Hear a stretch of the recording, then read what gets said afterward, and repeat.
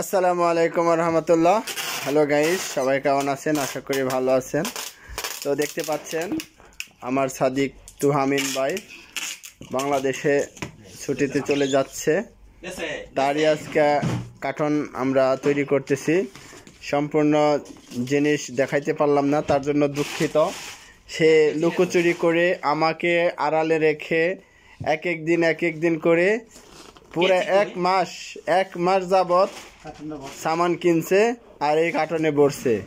আমার একটু বলেও নাই, আমার একটু দেখায়ও নাই।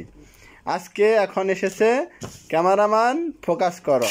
আমি চাই না আমার প্রাইভেসি, আমার ফেসবুকে আমার প্রাইভেসি দিতে, ঠিক আছে?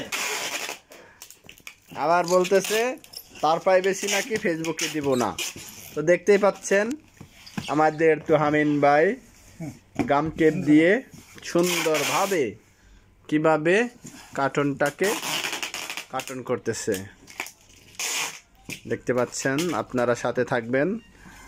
আর আমাদের এই চ্যানেলে যারা নতুন আছেন অবশ্যই আমাদের এই চ্যানেলটি সাবস্ক্রাইব করে রাখবেন, সব সময় পাশে থাকবেন, ভিডিও দেখবেন।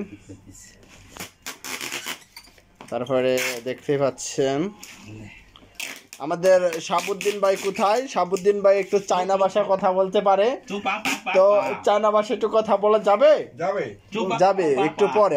এটা একটু র্যাপিং করে নই, তারপরে তো। আর যারা বাংলাদেশে যাবেন তারা অবশ্যই এরকম একটা কার্টন নেবেন।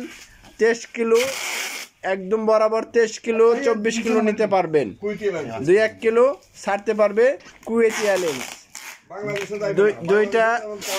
দুইটা কার্টন হবে 24 কিলো করে, 2 কিলো সমস্যা নাই, ছেড়ে দিবে কুয়েতি এয়ারলাইন্স। কুয়েতি এয়ারলাইন্সের টিকিট কত এখন? 111 টাকায় কাটছি আমি। 111 টাকায় আমাদের তুহামিন ভাই কেটেছেন, একদম সস্তা। এর কমে হয় না, আমার মনে হয় না, আমার জানা মতে হয় না।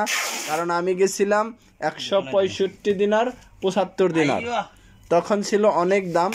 আর আমিও গেছিলাম 2 মাস 15 দিন আগে বাংলাদেশে গেছিলাম, তখন ঈদের 15 দিন আগে, কুরবানি ঈদের 15 দিন আগে।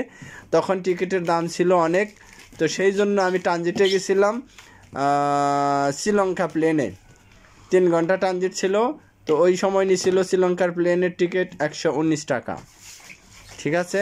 তো আপনারা দেখে শুনে যাবেন, ভালোভাবে যাবেন, সুস্থভাবে, হই হল্লা না করে, ধীরে হস্তে, মাথা ঠান্ডা করে, কি নিলাম কি না নিলাম এটা চিন্তা ভাবনা করে, মাথা নষ্ট না করে ঠান্ডা মাথায় সব কিছু নিয়ে যাবেন। তো আসলে আপনারা সবাই দেখতেই পাচ্ছেন। ভালো থাকবেন, সুস্থ থাকবেন, নিরাপদে থাকবেন। আল্লাহ হাফেজ।